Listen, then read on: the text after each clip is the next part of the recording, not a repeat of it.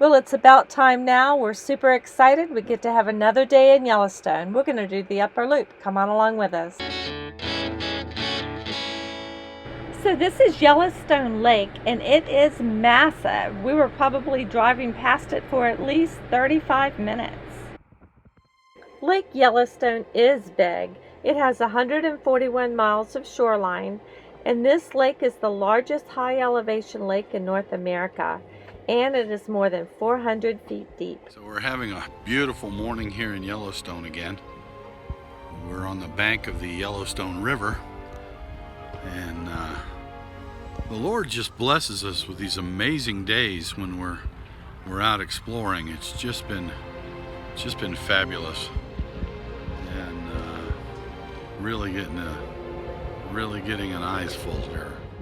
As the Yellowstone River flows out of the Yellowstone Lake, it meanders itself along through 16 miles before it reaches the canyon falls.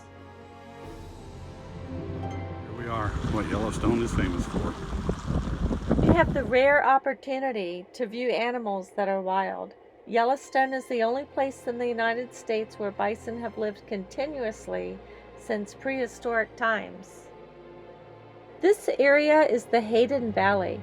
The broad rolling valley is a remnant from a lake bed formed when glaciers created a dam that backed up water and flooded the valley.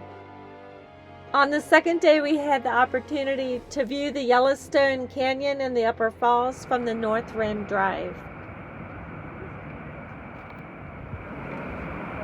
Oh, there's a rainbow! Look at the rainbow!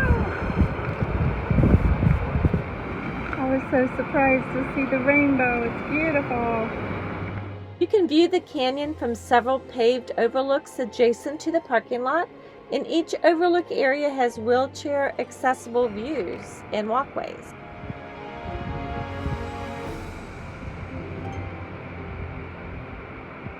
Almost all of Yellowstone's overlooks are handicap accessible. The great thing is you can get a spectacular view even if you're only 10 feet from your car. That's the canyon. We're looking at the canyon. So today we were able to get into the parking lots at North Rim, and there's several poles. We've missed the first one, which would have been right over the fall.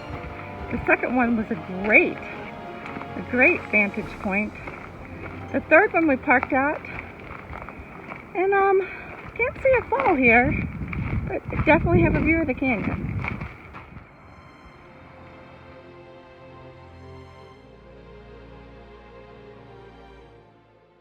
After we left the canyon, Yellowstone showed its diversity once again as we began to proceed up the Dunraven Pass to an altitude just over 8,000 feet.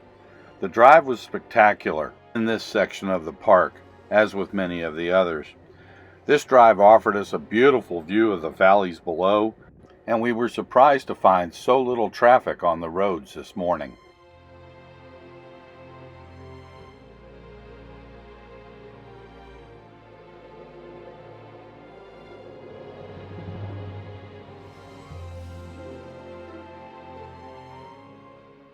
As we began to descend from the pass, we were absolutely thrilled to see, beside the road, a black bear. Our first bear. Yeah, good to see a bear. There he is. He's right there. Mr. Bear eating berries.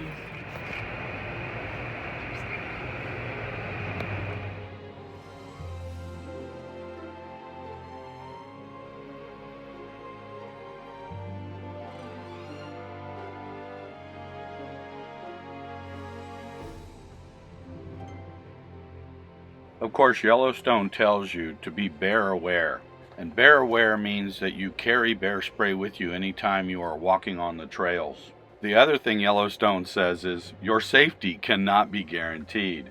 Obviously, we saw this fellow from inside of Gumby, so we weren't really concerned. But it was still an amazing sight to see so close to the side of the road. Okay, so we're walking to Tower Falls. It's 150 yards.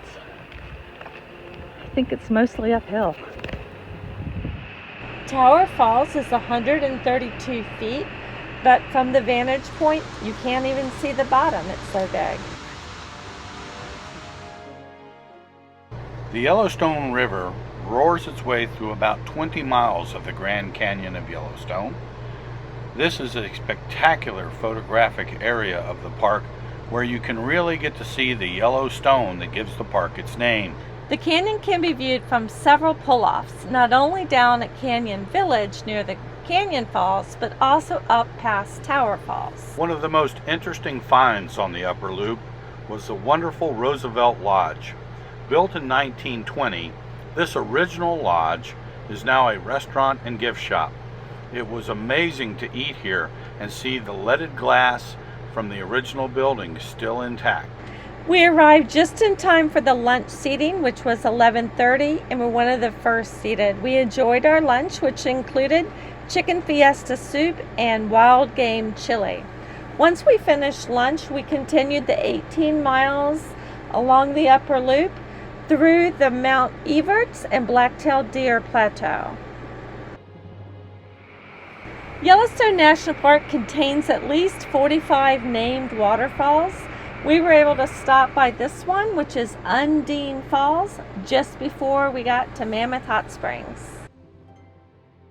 As we approached Mammoth Springs, the true size of the spring became apparent. As a reminder, Yellowstone National Park was the country's first national park and was established in 1872.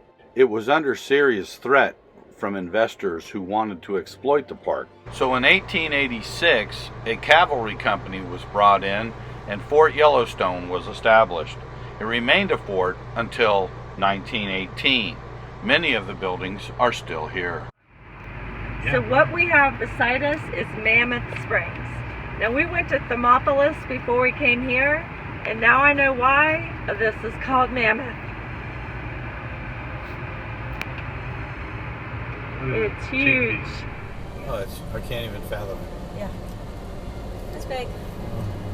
Just stick that one out the window and blast away, and I'll keep the telephoto. Okay. Look at the terraces. How pretty. Oh my goodness.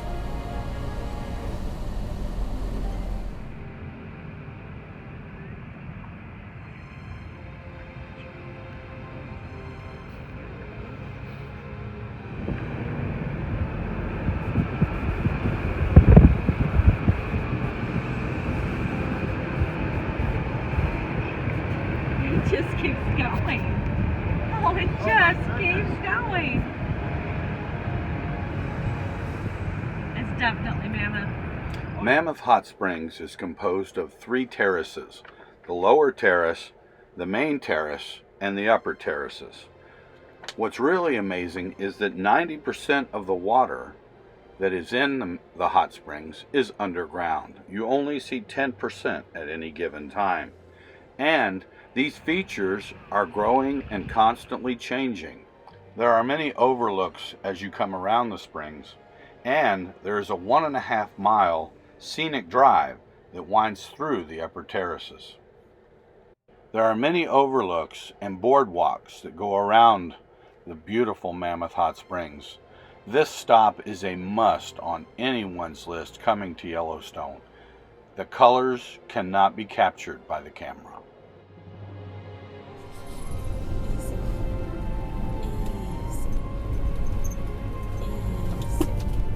That little road goes in there.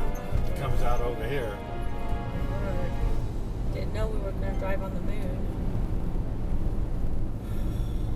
This is awesome. Oh my goodness, it is awesome. Rough road, that's what it meant. This is definitely rough. I'm holding third gear. I'm just putzing along at 30. When it's so windy. Look at this rock. No, look at this wind. Yeah, it's blowing through here. It is horrendous through here. Oh my word. It's canyon wind. Oh. It's canyon wind. Yeah. They had to build a bridge to get around that.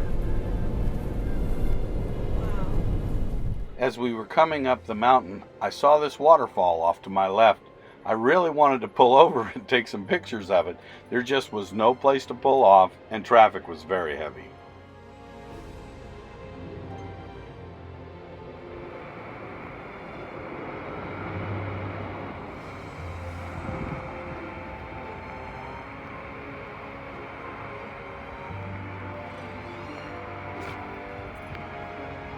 The prairie just goes on and on. And on. And on. Miles and miles of the park. Nobody told us about the wind. Yeah, we didn't have wind the other day like this.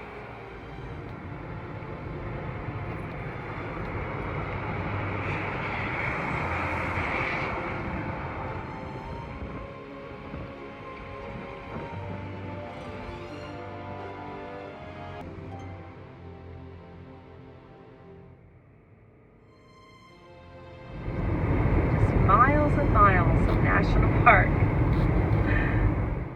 Okay guys, Yellowstone was on my bucket list since I was a small child. We covered 2 full days in the park, driving more than 500 miles, and we barely scratched the surface of this amazing park. So that is Yellowstone National Park, and we are parked right over there at the campground for the next 2 nights. So I suspect this is the Grand Prismatic, but the air temperature is fairly cold, so I don't know what kind of shot we're going to get. This video is part 2 of a 2-part series. If you haven't seen part 1, I encourage you to go back and watch that. And as always, please like and subscribe to our channel. We'll see you next time.